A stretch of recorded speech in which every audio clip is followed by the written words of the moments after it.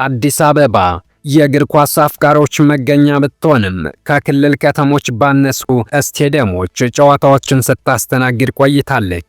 እንደ ባህር ዳርና ሐዋሳ አይነት ውብና ዘመናዊ ስቴዲየሞች ቢኖሩም አዲስ አበባ ግን በአፄ ኃይለ ሥላሴ ዘመን በተሰራ ስቴዲየም ጨዋታዎችን ስታስተናግድ ቆይታለች። ይሁንና ከሰሞኑ በተሰማ ብስራት ግዙፍ የሆነው የአዲስ አበባው አደይ አበባ ስቴዲየም ለአገልግሎት ክፍት እንደሚደረግ ተሰምቷል።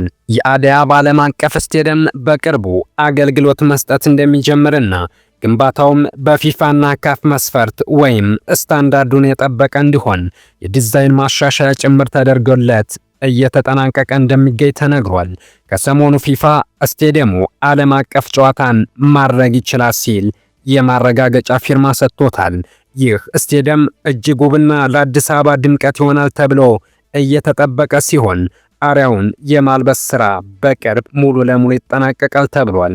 አንድ ስቴዲየም ዓለም አቀፍና አህጉር አቀፍ ጨዋታዎችን ለማስተናገድ የካፍን ዝቅተኛው መስፈርት ማሟላት ይኖርበታል።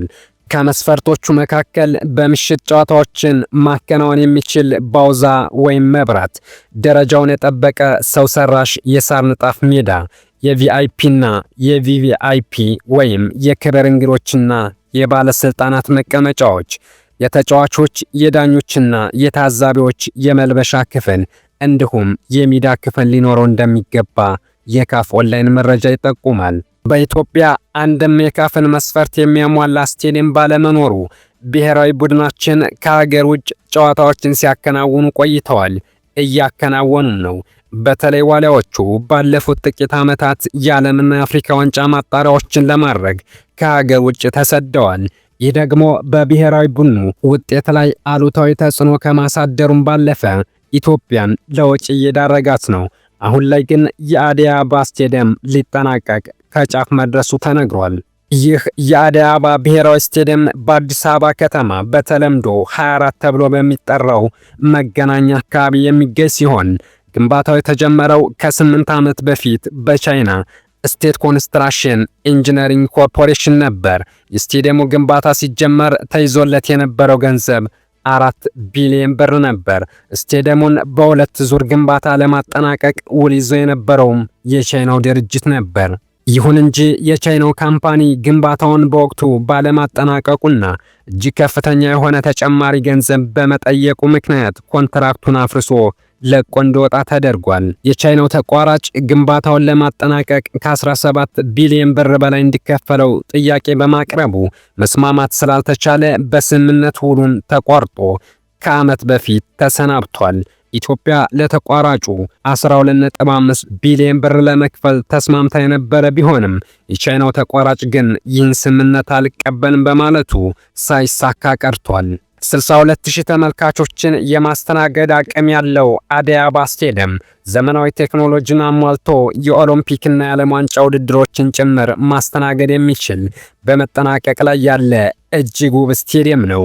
በመጀመሪያው የግንባታ ምዕራፍ ከተካተቱት ውስጥ ከ30 በላይ የሚዲያ ክፍሎች፣ የጋዜጣዊ መግለጫ አዳራሾች፣ የክብር እንግዶች ማረፊያን ጨምሮ የተለያዩ ደረጃቸውን የጠበቁ ካፌዎችና ሬስቶራንቶች እንዲሁም ከ1000 በላይ መጸዳጃ ክፍሎች፣ የፍሳሽ ማስወገጃ ክፍሎችና ለኤሌክትሪክ መስመር ዝርጋታ የሚያገለግሉ ነገሮች ተጠናቀዋል።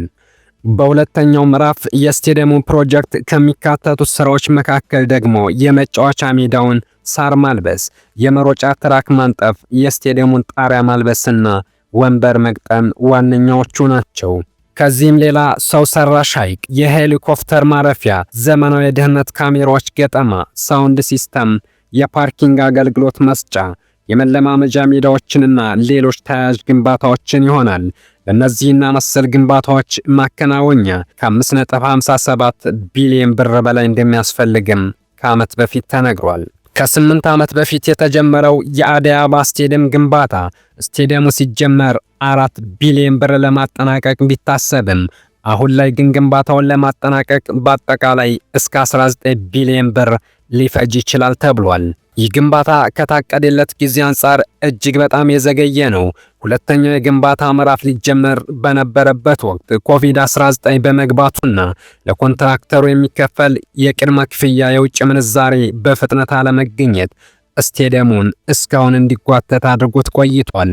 በመሃል የቻይናው ኮንትራክተር ጋር አለመግባባት መፈጠሩና ትቶ እንዲወጣ መደረጉም ግንባታውን የበለጠ አጓቶታል። ዓለም አቀፍ ደረጃውን የጠበቁ የካፌና የሬስቶራንት ክፍሎች፣ ለሁለቱም ጾታ አገልግሎት የሚሰጡ መጸዳጃ ክፍሎች፣ የፍሳሽ ማስወገጃና የኤሌክትሪክ መስመሮች፣ የተለያዩ ሰው ሰራሽ ሐይቆች፣ ለአደጋ ጊዜ የሄሊኮፕተር ማረፊያና ዘመናዊ የደህንነት ካሜራዎች እንዲሁም የሳውንድ ሲስተም ገጠማ፣ ቡድኖች ከጨዋታ በፊት የሚለማመዱባቸው የተለያዩ ሜዳዎችና የፓርኪንግ አገልግሎት መስጫ የሚውሉ ቦታዎች እንዲሁም ብሔራዊ ስቴዲየሙ ከጨዋታ በኋላ ተመልካቾችን ጨምሮ ተሽከርካሪዎች ከ10 እስከ 15 ባለው ደቂቃ ውስጥ አካባቢውን ለቀው መንቀሳቀስ የሚችሉባቸው መንገዶች የተካተቱበት ነው። በኢትዮጵያ ካለፉት 10 ዓመታት ጀምሮ 12 ትልልቅ ስቴዲየሞች በመገንባት ላይ ይገኛሉ። መጀመሪያ ላይ እነዚህ ስቴዲየሞች ግንባታቸው የተጀመረው ለእግር ኳስ ሳይሆን ዋና ዓላማቸው የነበረው ለብሔር ብሔረሰባን ማክበሪያነት ነበር ይባላል። ሪፖርተር ከ4 ዓመት በፊት ጥቅምት 21 ባወጣው ዘገባው የሚከተለውን ብሎ ነበር። በኢትዮጵያ በየዓመቱ ሲከበር ለነበረው የብሔር ብሔረሰቦችና ሕዝቦች ዓመታዊ ክብረ በዓል ዝግጅት በሚል ከኦሮሚያና ሶማሊያ ክልሎች ውጭ በሌሎች ማለትም በአፋር፣ በሐረሪ፣ በጋምቤላ፣ በቤኒሻንጉል ጉሙዝ፣ በአማራ፣ በትግራይና በደቡብ ክልሎች ከ30 እስከ 60 ሺህ ተመልካቾችን የማስተናገድ አቅም ያላቸው ስቴዲየሞች ግንባታ ተከናውኗል። የግንባታው አይነትና ደረጃ እንደ ክልሎች አቅምና ሁኔታ የሚወሰን መሆኑ ቢታመንም ከባህር ዳር ከሐዋሳና ከመቀለ ውጭ ያሉት ሁሉም ስቴዲየሞች ለክብረ በዓሉ ሲባል ካልሆነ በስተቀር ከበዓሉ በኋላ የስቴዲየም ቅርጽና ይዘት እንዲኖራቸው የሚያስችል ግንባታ እንዳልተደረገላቸው የሚናገሩ አልጠፉም ብሎ ነበር።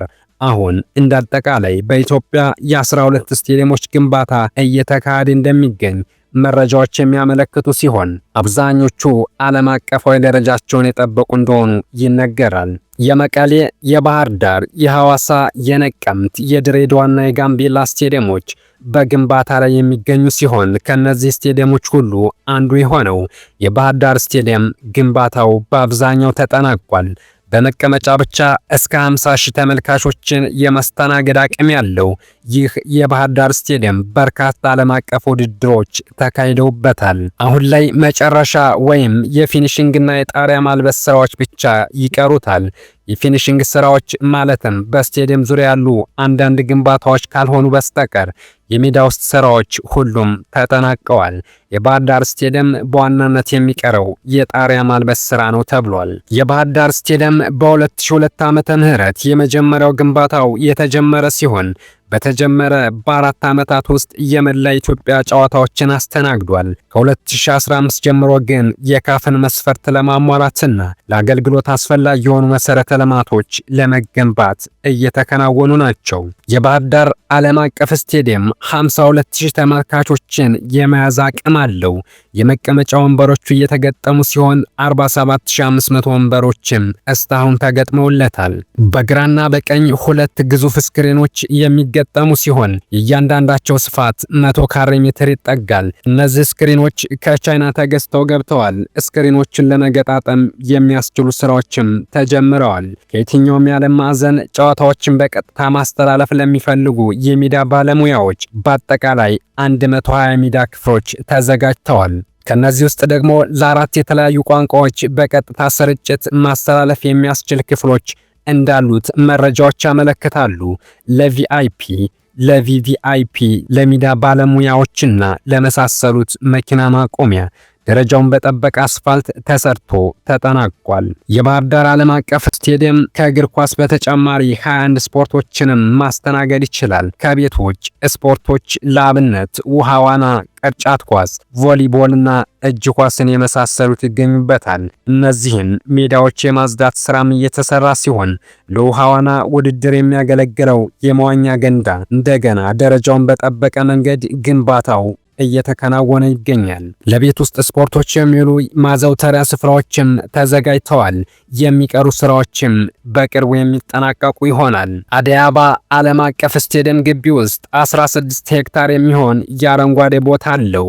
ይህ ዓለም አቀፍ ሁለገብ ስቴዲየም ተጠናቆ ለአገልግሎት ክፍት ሲሆን ሁለት አይነት አገልግሎት ይኖረዋል። የመጀመሪያው የስፖርት ማዘውተሪያ አገልግሎት ሲሆን ሌላኛው የመዝናኛ አገልግሎት ነው። በአሁኑ ሰዓት የአዲስ አበባ ስቴዲየም አገልግሎት የሚጀምር ከሆነ ከባህር ዳር ስቴዲየም ጋር ተጨምሮ ኢትዮጵያ የአፍሪካ ዋንጫ ለማዘጋጀት ያላትን እድል ይጨምረዋል።